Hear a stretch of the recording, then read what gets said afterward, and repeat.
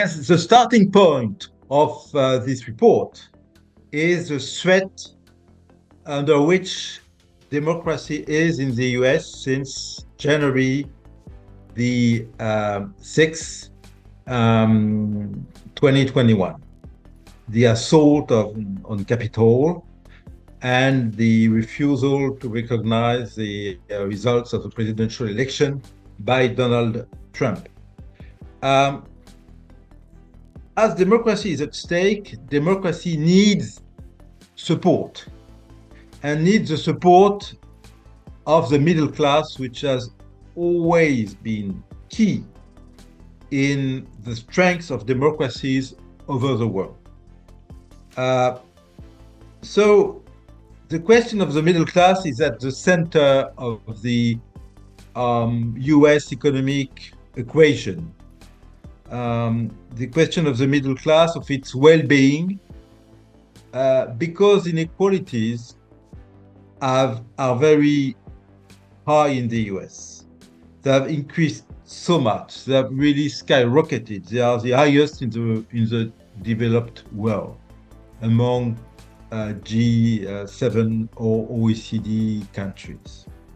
And this is where part of the problem comes from. Another part of the problems of the middle class is that the foreign relations of the US have been conducted without sufficient regard to the impacts of trade on the middle class, on workers, on blue collars, on local communities, on the territories that are sometimes the losers of foreign trade. And so this is the starting point of Biden's action, the need to support better the middle class, socially, economically, and also through foreign policy. This is a starting point.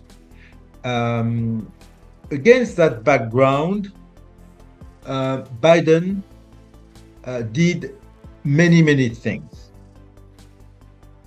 Stiglitz, the Nobel Prize, said that Biden has been the more extraordinarily effective American president. So part of the report is dedicated to an explanation of this. Why was Biden able to be so efficient? The first response is preparation.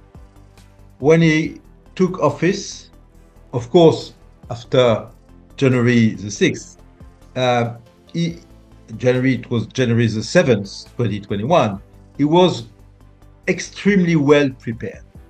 His teams were constituted rapidly and they were made of people very well prepared. And I come back to that preparation. That preparation rested on a lot of studies, reports, working parties, reflections conducted by the Democrats and by the think tanks between Trump's election in 2016 and Trump's defeat in 2020. The Democrats took conscience of the danger that democracy was facing, and they raised to the occasion. Really, they did a lot to understand what was going on and to better shape and design their policies. And this is why Biden could rest on very important reflections, diagnoses, proposals, which were very quickly translated into drafts, into bills, into concrete proposals. He was able to take presidential orders very quickly. Presidential orders can be taken in the US without the the Congress, and he also went before the Congress with important bills um, to react to the COVID crisis and to launch more long-term programs. This was the key of the Biden administration's action. Um, so it led to several um, long-haul programs dedicated to the best known is the IRA. The IRA means Inflation Reduction Act. Indeed, IRA went much beyond that. It was about investment in climate, in industry, in infrastructures, and in science. And IRA was completed or accompanied by other important laws, one of them on infrastructure and one of them on science and industry. So there's this bunch of programs were adopted roughly between Biden's inauguration in January 2021 and the midterms of 2022. During that first part of Biden's tenure, the Democrats had a majority in Congress, and they also could rest on the vice president say in the Senate, which was split half and half between Republican and Democrat. So Biden obviously was able to understand that the first part of his mandate was key, and that it is very seldom that American presidents keep their majority in the House of Representatives in the second part of their mandate, that is after midterms. So the most important bills were presented to Congress before and were negotiated.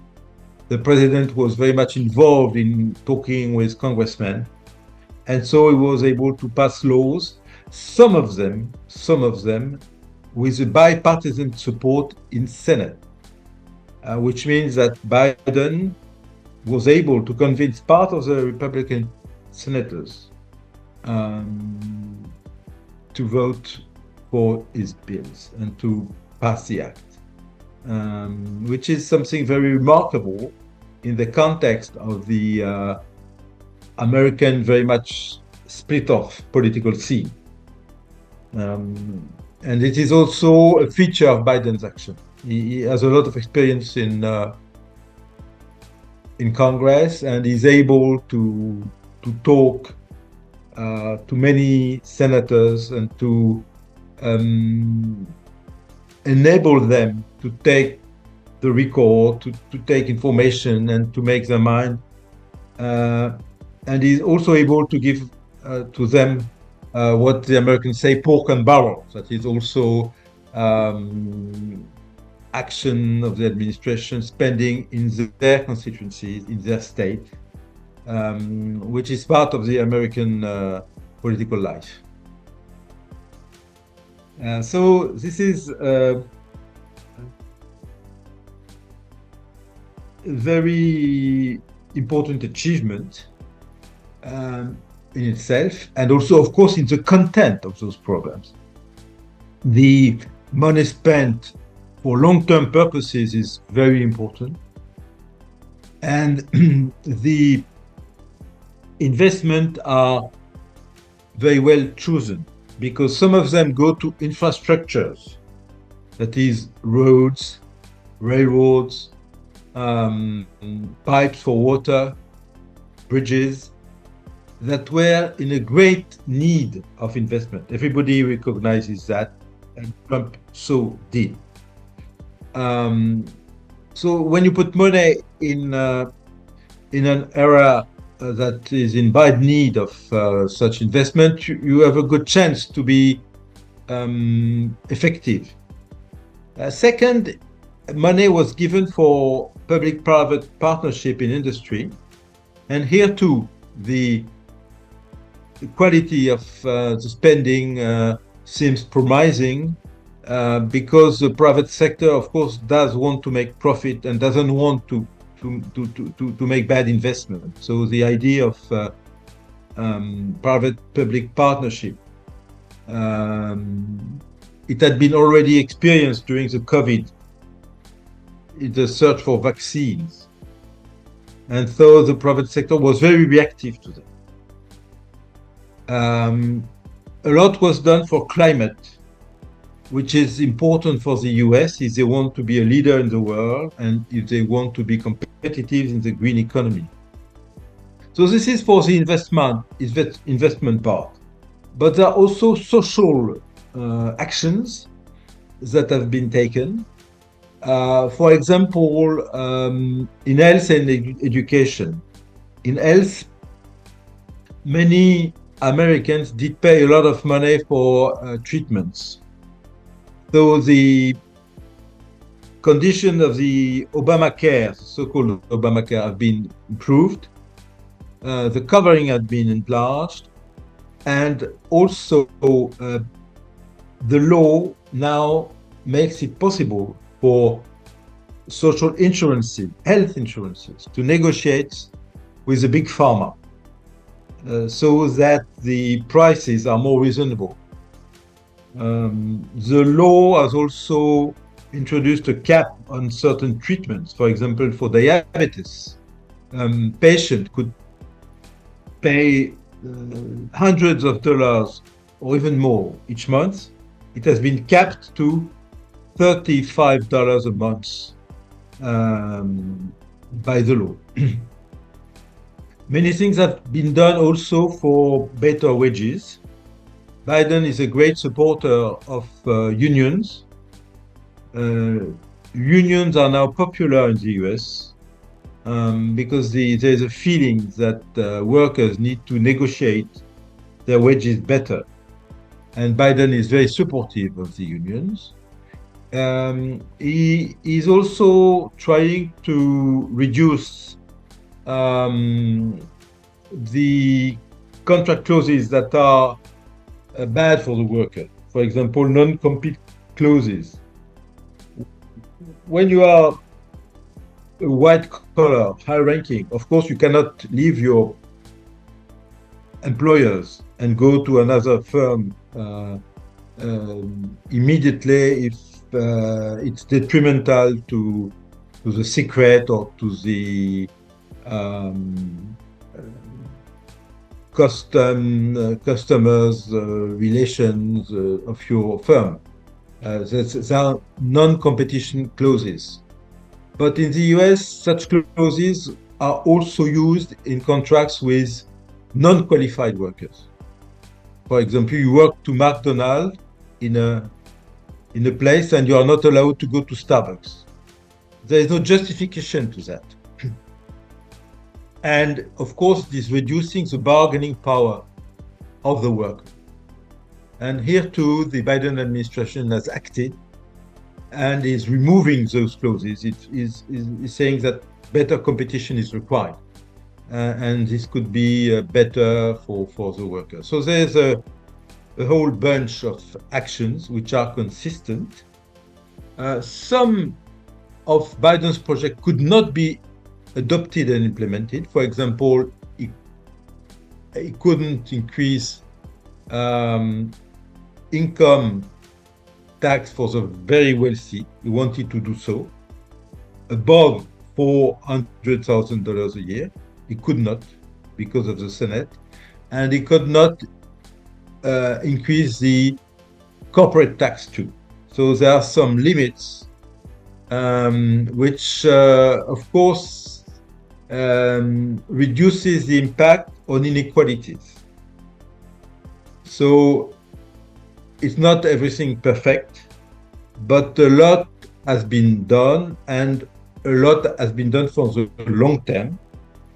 which doesn't mean, of course, that Biden will be able to reap all the benefits in the next presidential election, which is in the short term, which is November 2024. Thank you very much.